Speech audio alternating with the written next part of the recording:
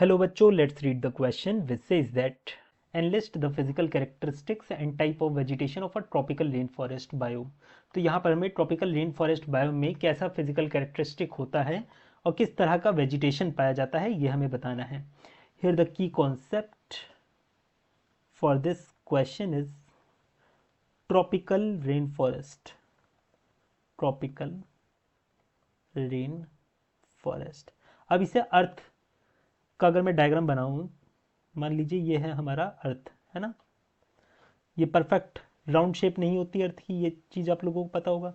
ये है हमारा सन, ये रहा सन।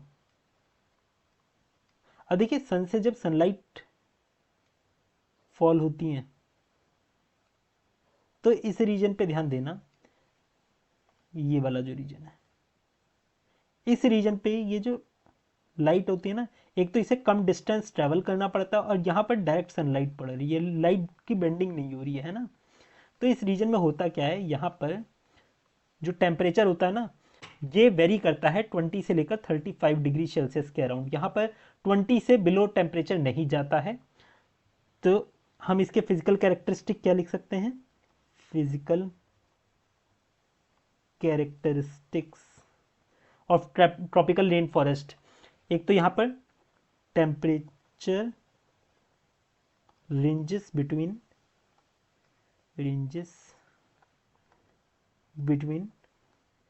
20 degree Celsius and 35 degree Celsius. No winter is observed, no winter observed. जैसे कि इसके नाम से ही पता चल रहा है, रेन फॉरेस्ट मतलब बारिश होती है। तो यहाँ पर कोई भी ऐसा महीना नहीं जाता है जब बारिश ना हो, और रेनफॉल भी जनरली 150 सेंटीमीटर से अबव ही रहती है, ऐसा नहीं है कि इससे बिलो चली जाए। रेन इज अबव 150 सेंटीमीटर, और वो भी मैं सबसे मिनिमम बता रहा हूं। ये जनरली कितनी रहती है, जनरली बिटवीन 250 से लेकर 350 सेंटीमीटर के बीच में ये रहती है। तो ये इसकी कुछ खासियत है। अब कहा गया है कि हमें यहाँ पर वेजिटेशन बतानी है, वेजिटेशन। और आप लोगों को पता होगा ऐसा रीजन कहाँ पर पाया जाता है, यहाँ पर हमारा इंडिया भी आता है। इंडिया का पेनिनसुलर रीजन है ना, वो भी आता है इस रीजन में। पेनिनसुलर रीजन मतलब जैसे केरला, तमिलनाडु, ये वाला जो रीजन ना, ये वाला। तो यहाँ पर वेजिटेशन कैसी होती है, अब आप लोगों को यही चीज एज्यूम करनी है कि केरला, तमिलनाडु इस साइड किस तरह का वेजिटेशन होता है। जैसे कि यहाँ पर रबड़ उगाई जाती है ना, रबड़ की खेती होती है। तो ये आप लिख सकते हो। और किस तरीके का वेजिटेशन यहाँ पर ग्रो करा जाता है रबड़ के अलावा, रबड़ के अलावा यहाँ पर नट्स ग्रो करे जाते हैं।